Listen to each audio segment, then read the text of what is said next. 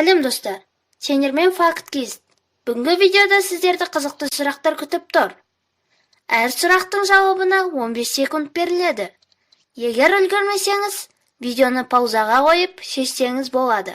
Бірінші сұрақ. Бір күні медет орманда келе жатып адасып кетті. Ол шығатын 3 есігі бар, ешкім тұрмайтын үйге тап болды. Бірінші есікте көптеген қанкезер вампирлер бар. Екінші есікте оны елестер күтіп тұр. Үшінші есікте көп зомбилер бар. Медетке тірі қалу үшін қай есікті таңдау керек? Өз жауабыңызды комментте жаза салыңыз.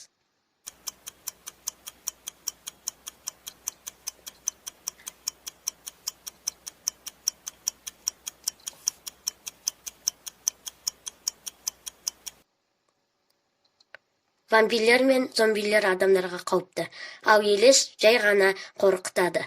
Сондықтан екінші есікті таңдаған дұрыс. Дұрыс тапсаң лайк бас. Екінші сұрақ. Танымал мұражайда ішінде көне жазулармен жазылған хаты бар ескі глобус болды. Күнде кешке мұражай жабылысымен күзетші барлық жерді тексеріп, дабылды қағып кетіп қалды. Таңертең күзетші мұражайдың есігін ашып, глобус тұрған жерге барды. Бірден осы жерде тонау болғанын түсінді. Күзетші бұны қайдан білді?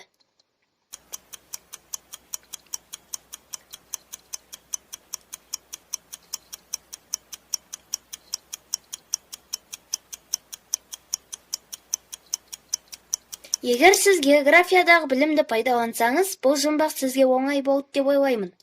Глобусқа мұқият қараған болсаңыз, солтүстік Америка, Европа оңтүстікте орналасқан, ал оңтүстік солтүстікте. Күзетші түнде біреудің кіріп, қағазды алып кеткенін түсінді. Бірақ асығыстық болғанда глобусты дұрыс қоймай кеткен. Үшінші сұрақ. Жандос бас істемейтін химикті ұрлап кетті. Ол адамдардың көзінше зертханасында тәжірибелер жасайтын. Бір кезде химик өзі кетіп қалды, және Жандостың қашып кетуге мүмкіндігі болды. Есікті ашу үшін кілт керек. Жандостың алдында 3 ыдыс тұрды. Соның біреуінде тиісті кілт бар. Біріншісінде қайнаған су, екіншісінде лимон қышқылы, үшіншісінде мұздақ бар. Ол 15 минуттан кейін химикті келетін біледі.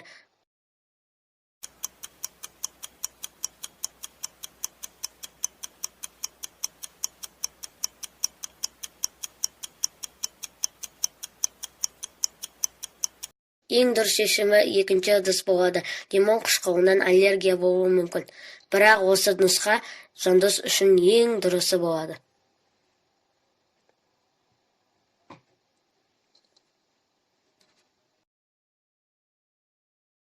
Төртінші сұрақ. Бұл сұрақ қызық болады. Ер адам $4000 бір дана бриллиант сатып алды. Ал одан кейін әрқайсысын $2000 сатты. Біраз уақыттан кейін миллионер болып кетті. Бұл қалай болғаны?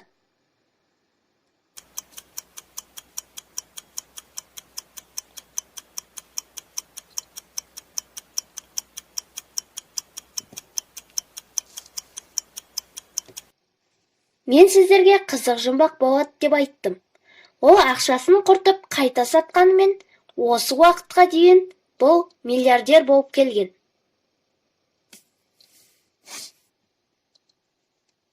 Бесінші сұрақ.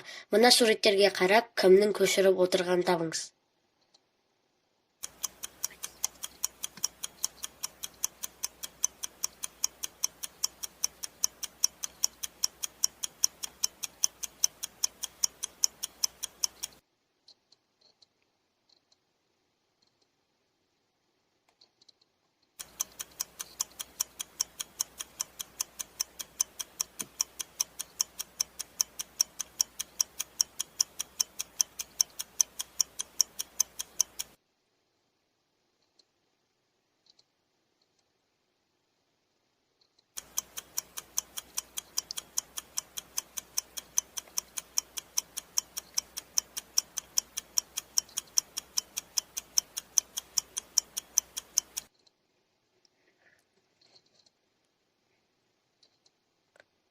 6-шы сұрақ. Келесі сұрақ детективті сұрақ болмақ. Тергеушілер ер адамның қылмыс болған жеріне болды. Сергей, Нестор, Анфиса, Ульяна және Андрей қылмыскерлер болып саналады. Тергеушіде жалғыз ғана дәлел бар. Өлімінің алдында өлтірілген адам күнтізбе арқылы өлімін көрсеткісі келген. Ол адам күнтізбеде сол күнді көрсеткен және дәлел жазып кеткен. 12, 5, 30, 16, 7 және 23. Кім адам өлтіруші?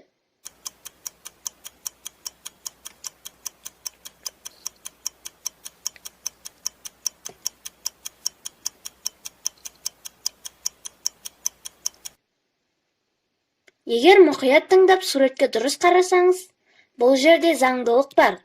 Кісі өлтіруші Анфиса. Дұрыс тапсаңыз, лайк баса кетіңіз.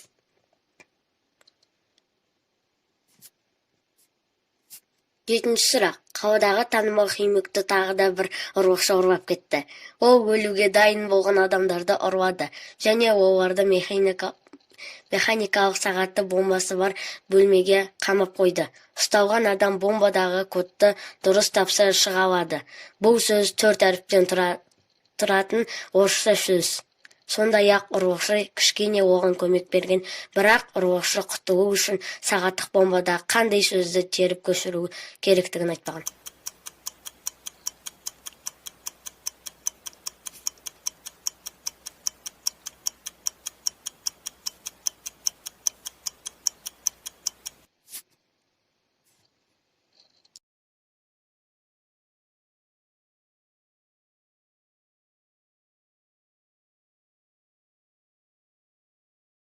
Дұрыс сөз ваза болып саналады, себебі қауіпсіз және осы жерде орналасқан сөз болған.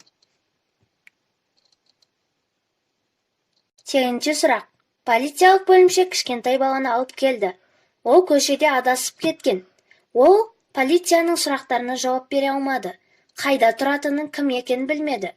Полицейлер сол жердегі адамдарға жариялады. Сосын бұл жерге 3 әйел адам келді. Әрқайсысы оларға сол баланың анасы екенін айтты. Полицейге оның нағыз анасын табуға көмектесіңіздер.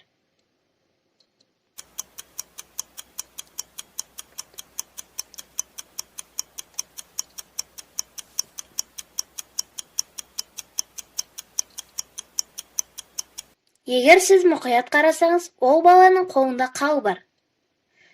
Бірінші әйел адамда да дәл сондай қал бар. Яғни сол адам оның нағыз анасы болып саналады. Бұл видео ұнаса міндетті түрде лайк басып, біздің арнамызға тіркеліп, қасындағы қоңыраушаны басып кетіңіздер. Видеоны аударып дыбыстаған Алтынбеков Айнұр және Қабдымәлік Бауыржан. Факт кез арнасы. Ендеше сау болыңыздар.